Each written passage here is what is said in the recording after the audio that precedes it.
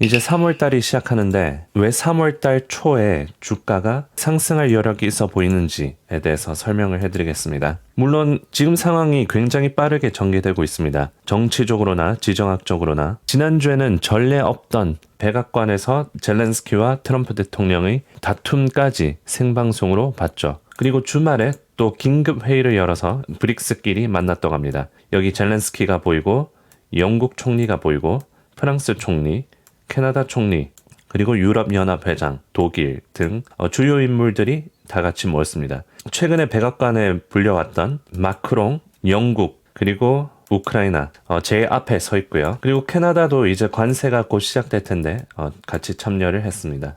우선 지난주 금요일에 주가가 크게 상승했었죠. 좀 눈여겨볼 만한 거는 장마감 직전에 이렇게 올랐다는 겁니다. 나스닥을 보면 이렇게 장 직전에 주가가 거의 2% 가까이 올랐죠. S&P도 장중에는 부진하다가 장마감 1시간 전부터 크게 올라서 1.8% 상승했습니다. 그래서 S&P가 딱 5,954.5에서 끝났는데 이게 뭐를 의미하냐면 추세를 의미합니다. S&P 주가 차트를 보면 일봉 차트로 121선 딱 찍고 올랐죠. 이렇게 지지를 해주는 게 보입니다. 2025년 1월 달에도 찍고 올라가 줬고요. 이번에도 찍고 올라가 줍니다. S&P 추세선을 보면 5,954, 2022년 9월부터 이어오던 이 추세에서 이번에 이탈을 했다가 다시 올라갔습니다. 그래서 이 상방 추세를 유지해 주려고 하는 모습이 보이죠. 그래서 이렇게 추세를 봤을 때 이 상방 추세를 유지해 주는 것, 그리고 이 지지선을 유지해주고 다시 상승하는 것, 모멘텀 트레이딩이라고 하는데 이 모멘텀이 이제 하방에서 상방으로 바뀔 때 일어나는 숏스퀴즈 예상해 볼 수 있습니다. 특히 기술주들이 지난주에 크게 하락했었는데 고점에서 10% 떨어지면서 도정장 분위기를 나타냈습니다. 마이너스 20% 가까이 떨어질 뻔했죠. 그렇게 되면 하락장이란 명칭으로 불리게 됩니다. 그래서 이렇게 기술주 쪽으로 크게 하락을 했고 경기 방어주 쪽으로는 크게 상승을 했었죠. 한 달로 봐도 마찬가지고요. 이렇게 경기 방어주들이 4% 상승했고 기술주 그리고 소비재들 크게 하락했습니다.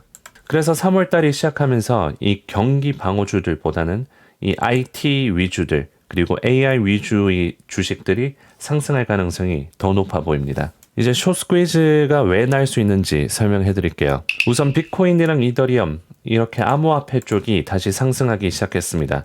트럼프 대통령의 Truth Social로부터 올라온 이 포스트 때문인데 I love Bitcoin and Ethereum 이라고 얘기하면서 솔라나, 리플, 그리고 에이다를 언급하면서 이 미국의 암호화폐 전략 비축류에 넣는 것에 대해서 얘기했습니다. 여튼 암호화폐 쪽으로 이렇게 주가가 크게 오르면서 개인 투자자들이 투심을 일으키고 있습니다. 그래서 모멘텀 트레이딩 쪽으로 이제 개인 투자자들이 매수 포지션을 갖기 시작할 수 있고요. 이번 주 관세 화요일부터 시작합니다. 캐나다, 멕시코, 그리고 중국도 10% 추가적인 관세 하겠다고 얘기를 했고요. 이것 때문에 지난주에 주가가 또 크게 하락했던 게 있습니다. 이 관세 불확실성 때문에. 그런데 이 상무부 장관이 이번 주 화요일에 관세를 하지만 이 fluid situation이다 라고 얘기하면서 트럼프 대통령에 따라서 이 관세가 바뀔 수 있다라는 걸 시사했습니다. 그래서 이 관세가 나올 거라는 게 거의 확실시 하면서 주가가 떨어졌는데 만약에 이 관세가 25% 이하면 그러면 주가가 또 오를 수 있는 거죠. 그러면서 투심을 일으키고 숏스퀴즈를 유발할 만한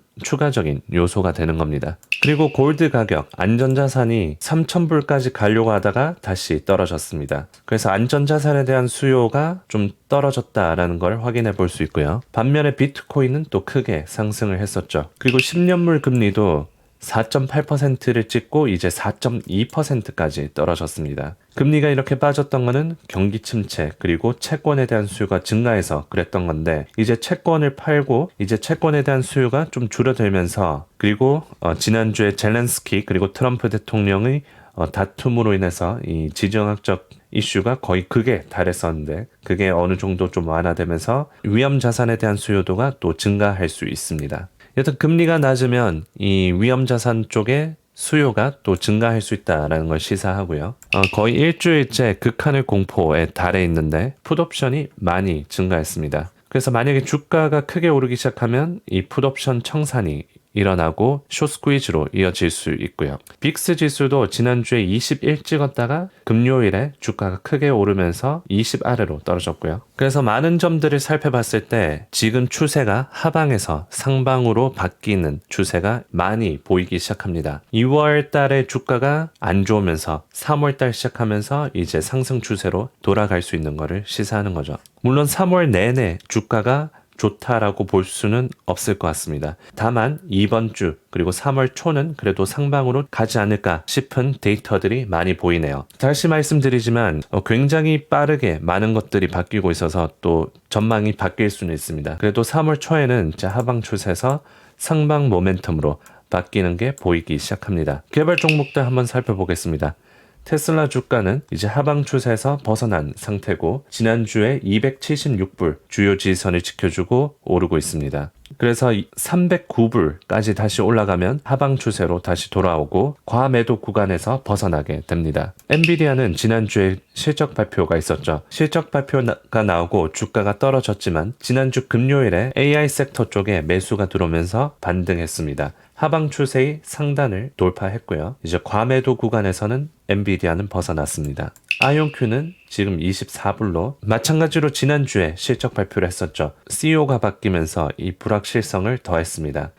추세로 보면 이 구간은 지켜줘야 되고요. 이제 뭐 더 이상 떨어지면 안 될 것 같습니다. 만약에 22불 뚫리면 18불까지 떨어질 수 있는 이 갭이 있기 때문에 웬만하면 22불을 지켜주는지 확인을 해봐야 됩니다. 마찬가지로 지금 과매도 구간에 있습니다. 팔란티어는 지난주 85불 아래로 떨어졌다가 71불까지 떨어지는 듯해 보였지만 다시 올라왔습니다. 적절한 위치에서 지켜줬고 2025년에 이평선 60 구간인 이 초록색 구간을 찍고 다시 올라왔는데 이제 85불을 찍고 다시 100불까지 가는지 보면 될 것 같습니다. 자, 이번 주 일정은 제 유튜브 채널에 올려놨고요. 월요일은 ISM 제조업 지수, 화요일은 미국 관세 효력 시작하는 것, 캐나다, 멕시코, 중국. 말씀드렸다시피 만약에 관세가 약하면 이 숏스퀴즈를 유발을 할 수도 있습니다.